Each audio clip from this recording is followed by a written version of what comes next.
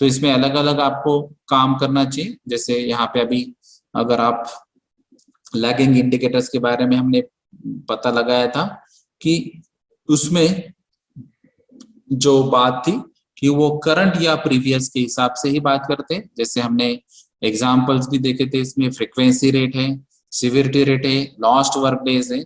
ये सब एग्जाम्पल्स क्या है कि जहां पे कि फ्रीक्वेंसी रेट में जैसे हम कहते हैं कि number of lost time injuries कितनी हुई, यानी कि नंबर ऑफ एक्सीडेंट्स कितने हुए या फिर इंजुरीज कितनी हुए, वो नंबर कितने हुए वही हम बात कर रहे हैं। लेकिन इसके वजह से प्रिवेंटिव मेजर्स क्या लेने चाहिए ये आपको पता नहीं चलेगा। या फिर जैसे आप सिविरिटी की बात करते हैं कि जैसे यहाँ पे अगर कोई एक्सीडेंट होता है उसकी फैटिलिटी होती है, तो फैटिलिटी या डेथ होती है, तो उसकी वजह से आपको पता चलता है कि ये एक्सीडेंट बहुत सीवियर था, या फिर मटेरियल लॉसेस ज्यादा है या कॉस्ट ज्यादा है, उसकी वजह से भी आपको पता चलता है। लेकिन इसके बेसिस पे प्रिवेंटिव मेजर्स के बारे में ये कहा नहीं जाता है। तो ये सब कुछ डिसएडवांटेजेस भी है और कुछ एडवांटेजेस भी है। तो एडवांटेजेस क्या है इसमें, अगर ये जो हम लैगिंग इंडिकेटर्स देखते हैं तो उसमें करंट सिचुएशन क्या है उस हिसाब से आपको इनडायरेक्टली मोटिवेशन मिल सकता है। अगर जैसे हमने बात की थी कि लो इंजुरीज रेट है, तो लो इंजुरी रेट से आपको पता चलता है कि इंजुरीज कम होती रही, तो वो करंट सिचुएशन के लिए जो भी स्टैंडर्ड्स है आपने अगर एक्सेप्ट कर लिए है और जिसकी वजह से अगर आपका आउटपुट अच्छा मिलता है तो वो स्टैंडर्ड आपको एक्सेप्ट करना है। उसके अलावा जो हिस्ट्री है यानी कि प्रीवियस ईयर्स के बारे में हमने जो बात की थी, तो ये लैगिंग इंडिकेटर्स में प्रीवियस ईयर्स और करंट ईयर के बारे में बात होती है। तो शायद प्रीवियस ईयर्स के कंपैरिजन से अगर आज अच्छी इंप्रूवमेंट है तो ये भी आप यहाँ से बता सकते हैं। उसके अलावा जो गवर्नमेंट एजेंसीज या अलग अलग इंडस्ट्रियल एसोसिएशंस रहते हैं, जैसे यहाँ पे मैन्युफैक्चरिंग एसोसिएशन रहती है या फिर जो लोकल एसोसिएशंस रहते हैं या फिर सेफ्टी ओरिएंटेड भी कुछ कमिटीज रहती है, तो वो जो एसोसिएशन है या कमिटीज हैं वो भी आपको यहाँ पे सपोर्ट कर सकती है डेटा के हिसाब से। तो आप कंपेयर भी कर सकते हैं बाकी इंडस्ट्रीज के लिए। तो ये कैलकुलेशंस जो इसके करने हैं फ्रीक्वेंसी रेट, सिविरिटी रेट, ये क्योंकि ये करंट सिचुएशन या प्रीवियस सिचुएशन के हिसाब से, इसलिए डायरेक्ट कैलकुलेशंस आप यहाँ पे फॉर्मूला यूज करके उसका फाइनल कंक्लूजन निकाल सकते हैं। उसके अलावा जो ट्रेंड है, प्रीवियस क्या था और करंट क्या है, तो करंट ट्रेंड आपको ये इंडिकेट करके बता है। और ये जो हमने बात की थी कि ये सेल्फ कंपैरिजन भी आप कर सकते हैं। जैसे हमने बताया था कि प्रीवियस ईयर से आज के ईयर में, जैसे 2020 और 2021 का हमने कंपैरिजन किया था, तो ये सेल्फ कंपैरिजन भी आप कर सकते हैं। ये इसके अलग अलग एडवांटेजेस है लैगिंग इंडिकेटर्स के। डिसएडवांटेजेस क्या है, तो ये रिएक्टिव अप्रोच है, प्रोएक्टिव नहीं है। तो प्रोएक्टिव का मीनिंग क्या है कि आपको प्रिवेंटिव मेजर्स लेना है, वो एक्सीडेंट होने के पहले जो मेजर्स लेना है वो प्रोएक्टिव रहते हैं। यहाँ पे क्या है कि एक्सीडेंट हो चुका है और हम अभी उसको एनालिसिस कर रहे हैं, उसका नंबर्स निकाल रहे हैं और उसको प्रीवियस से कंपैरिजन कर रहे हैं, तो ये रिएक्टिव अप्रोच हुआ है। यहाँ पे जो मैनिपुलेशन है वो करने के यहाँ पे चांसेस है, और फिर आप जो रेट है वो रेट प्लस माइनस भी यहाँ पे करके दिखा सकते हैं। तो ये इथिकल नहीं है, लेकिन यहाँ पे चांसेस है क्योंकि हम जो करंट सिचुएशन है और जो प्रीवियस है वहां पर चेंजेस हो सकते हैं। उसके अलावा जो है इसका मेन डिसएडवांटेज ये बायस मेथड हो सकती है। जैसे यहाँ पे मैनेजमेंट का एटीट्यूड क्या है, जैसे स्पेसिफिक केसेस हमने देखे थे कि रिस्ट्रिक्टेड वर्क, तो आरडब्ल्यूसी केस भी हमने देखा था कि अगर कहीं पे इंसिडेंट होता है, एक्सीडेंट होता है, इंजरी होती है और वो अगर मैनेजमेंट ने बताया कि ये आरडब्ल्यूसी केस होती है, तो यहाँ पे शायद जो लॉसेस है वो कम हो जाएंगे और उसका जो अर्निंग कैपेसिटी वो भी कम हो जाएगा।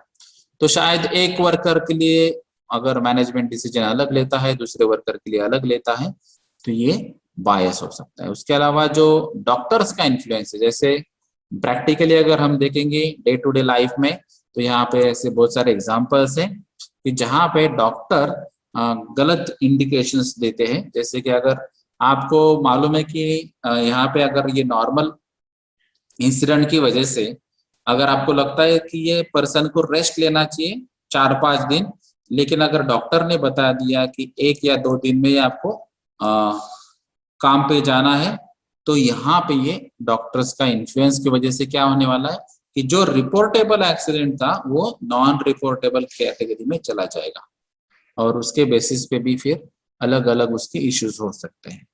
Workers attitude to light duties, तो ये जो एक्चुअली है ये अर्निंग ओरिएंटेड है, क्योंकि लाइट ड्यूटीज वाले जो काम है वो नॉर्मली हेवी ड्यूटी अवॉइड करके ही दिए जाते हैं, और वहां पे अर्निंग जो है यानी कि रेम्युनरेशन जो आपको मिलने वाला है, वो पैसे मिलने वाले हैं, वो कम रहते हैं। तो उसके अलावा जो इंजुरीज आपकी एक्चुअल क्या है और उसके हिसाब से आपको कंपेंसेशन क्या मिलना चाहिए। तो अगर डॉक्टर्स ने अगर यहाँ पे कुछ मैनिपुलेशन करके अगर चेंजेस किए तो यहाँ पे कंपेंसेशन रेट भी चेंज हो जाता है, जिसकी वजह से शायद वर्कर का लॉस हो सकता है। अभी सेफ्टी अवार्ड सिस्टम्स जो हमने बात की थी कि यहाँ पे कुछ अलग अलग कंपटीशन रहते हैं, चाहे वो इंटरनेशनल, नेशनल, स्टेट लेवल या लोकल लेवल। तो ये अलग अलग कॉम्पिटिशन्स में अवार्ड्स जीतने के लिए भी यहाँ पे मैनिपुलेशन कुछ लोग करते हैं। तो ये भी एक्चुअली एक नॉन इथिकल इशू है, लेकिन यहाँ पे जो लैगिंग इंडिकेटर है यहाँ पे ये पॉसिबल भी है। और उसके अलावा जो मैनेजर, सेफ्टी ऑफिसर्स जो है ये नॉर्मली वन ऑफ और फ्रीक्वेंट इसको कहते हैं। तो यहाँ पे मैनिपुलेशन के चांसेस है, बायस मेथड के चांसेस है, ये सब अलग अलग इसके डिसएडवांटेजेस है लैगिंग इंडिकेटर्स के। तो यहाँ पे अगर आपको एक्सीडेंट का एनालिसिस करना है तो ये एक सिंपल एग्जांपल है जिससे आपको थोड़ा सा और ज्यादा क्लियर हो जाएगा कि एनालिसिस कैसा होता है। जैसे यहाँ पे अभी लेथ ऑपरेटर की बात करेंगे, तो एक वर्कर लेथ मशीन ऑपरेट कर रहा है, lost 2 digits of his left hand index finger. तो ये जो फिंगर है आपका इंडेक्स फिंगर, उसके यहाँ पे 2 डिजिट वो लॉस कर चुका है। और ये क्यों हुआ है? तो ये एक्चुअली ट्रैप हुआ है, ये ट्रैप केस है। और जहाँ पे पुली थी और बेल्ट मैकेनिज्म था, ये जहाँ पे पुली और बेल्ट का कांटेक्ट रहता है, तो यहाँ पे अनगार्डेड स्पीड चेंजिंग पुली बेल्ट था मैकेनिज्म। तो यहाँ पे गार्ड प्रोविजन नहीं थी, गार्ड नहीं थे, इसकी वजह से यहाँ पे उसके जो इंडेक्स फिंगर है वो ट्रैप हो चुके हैं, और उसकी वजह से उसके जो इंडेक्स फिंगर के जो 2 डिजिट है वो यहाँ पे लॉस हो चुका है। तो उसकी वजह से अभी क्या हो रहा कि अनइंटेंशनली ये एक्चुएट किया है उसने, जो स्टार्ट लीवर रहता है, और उसकी बॉडी जो बैलेंस रहता है वो बैलेंस बिगड़ने के बाद वो एक्चुअली वहां पे इंडेक्स फिंगर चला गया। तो ये एनालिसिस अभी ये एक्सीडेंट का कैसे करना है IS 3786 के हिसाब से, क्योंकि एक्सीडेंट के एनालिसिस के अलग अलग मेथड्स होते हैं, अलग अलग कंट्रीज में अलग अलग फॉलो किए जाते हैं। तो अभी हम IS 3786 के हिसाब से देखेंगे। तो यहाँ पे अगर आप देखते हैं, जैसे हमने अपेंडिक्स बी में पढ़ा था, हमने स्टार्टिंग में ही पढ़ा था कि यहाँ पे एक्सीडेंट एनालिसिस जो होता है या फिर क्लासिफिकेशन ऑफ जो एक्सीडेंट्स है वो अपेंडिक्स बी के हिसाब से आपको देखना है। तो अपेंडिक्स बी में हमने ये 7 क्लासिफिकेशन देखे थे, जैसे एजेंसी वाइज। तो एजेंसी वाइज यहाँ पे एजेंसी क्या है? तो यहाँ पे एजेंसी पुली बेल्ट ड्राइव है। तो ये की फैक्टर है जिसकी वजह से एक्सीडेंट हुआ है। अभी यहाँ पे अनसेफ कंडीशन क्या है? तो अनसेफ कंडीशन ये है कि यहाँ पे पुली बेल्ट ड्राइव था, यानी कि रोटेटिंग मैकेनिज्म था, फिर भी गार्ड प्रोवाइड नहीं किए थे, इसीलिए हम इसको अनसेफ कंडीशन कहते हैं। अभी अनसेफ एक्ट क्या था? तो यहाँ पे जो स्टार्ट लीवर था वो वहां पे एक्चुअली स्टार्ट नहीं करना चाहिए था, लेकिन अनइंटेंशनली बाय मिस्टेक उसने स्टार्ट किया। तो ये आपका अनसेफ एक्ट भी हुआ है, और उसके बाद में उसका बैलेंस जो बिगड़ चुका है वो उसके अनसेफ पोजीशन या अनसेफ पोस्चर की वजह से हुआ है। अभी जो अनसेफ पर्सनल फैक्टर था, तो यहाँ पे कोई क्लियर फैक्टर नहीं बताया है उसका क्या रीजन था, इसीलिए यहाँ पे आपने नॉट एप्लीकेबल लिखना चाहिए। अभी टाइप ऑफ एक्सीडेंट क्या था? तो यहाँ पे ये कॉट बिटवीन मूविंग ऑब्जेक्ट, जैसे यहाँ पे बेल्ट पुली जो कॉन्टेक्ट है वहां पे उसका इंडेक्स फिगर चला गया, तो ये ट्रैप के केस थी। तो ये कॉट बिटवीन मूविंग ऑब्जेक्ट्स या ट्रैप एक्सीडेंट कह सकते हैं। नेचर ऑफ इंजुरी, तो इंजुरी कहाँ पे हुई, लोकेशन जो हम कहते हैं, तो ये एक्चुअली फिंगर एम्पुटेशन है और लोकेशन है उसका इंडेक्स फिंगर। तो ये अलग अलग पॉइंट्स में हम उसको क्लासिफाई कर सकते हैं, उसका एनालिसिस कर सकते हैं। तो अगर आपको इसका कोड देखना है तो ये 2032 10 60 यहाँ पे एप्लीकेबल नहीं, 133 340 और 447 कोड से भी आप यहाँ पे इसका स्टडी कर सकते हैं। तो आपको एक्सीडेंट ठीक तरह से पता करना है और फिर वो क्लासिफिकेशन के हिसाब से आप उसके की फैक्टर लिख सकते हैं और उसका कोड भी लिख सकते हैं।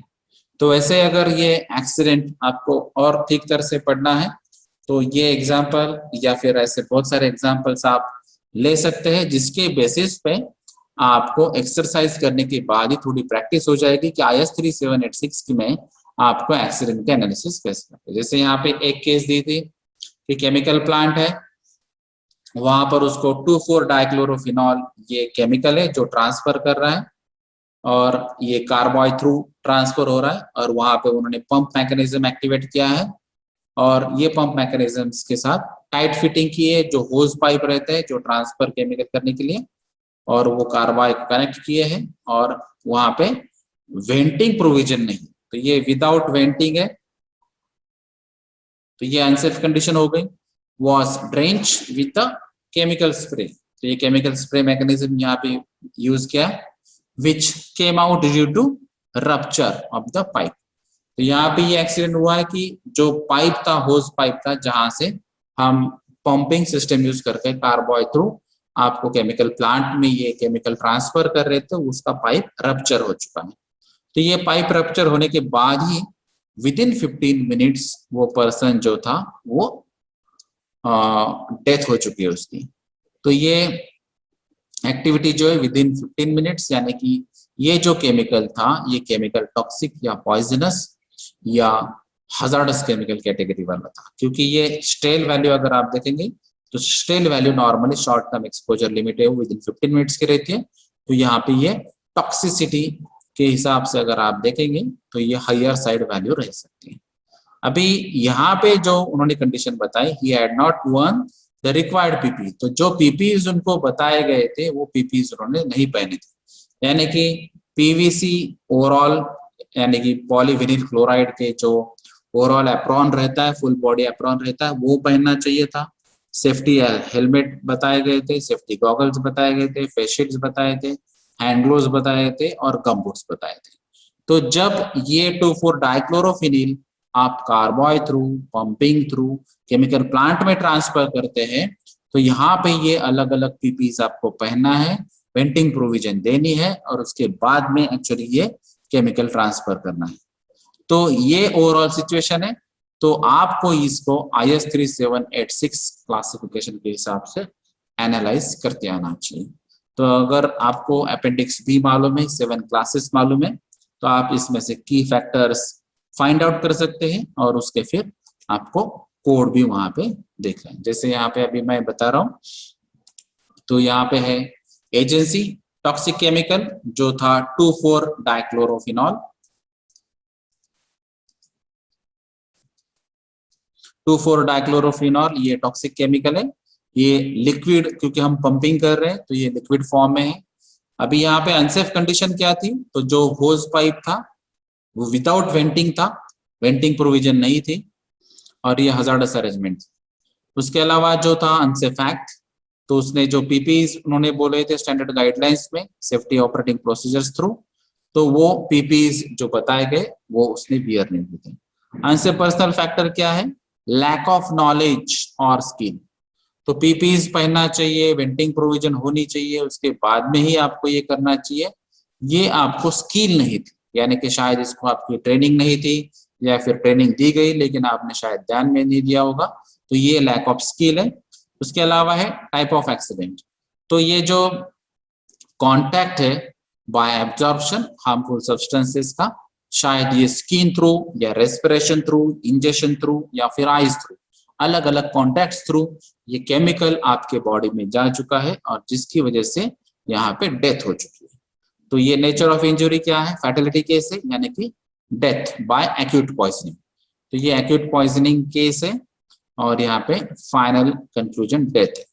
और लोकेशन क्या है, तो head, face, upper limb, multiple locations को अलग अलग पॉइंट्स पे आपके बॉडी में इंजुरी हो चुकी है और जिसकी वजह से 15 मिनट के अंदर उसकी डेथ हो चुकी है।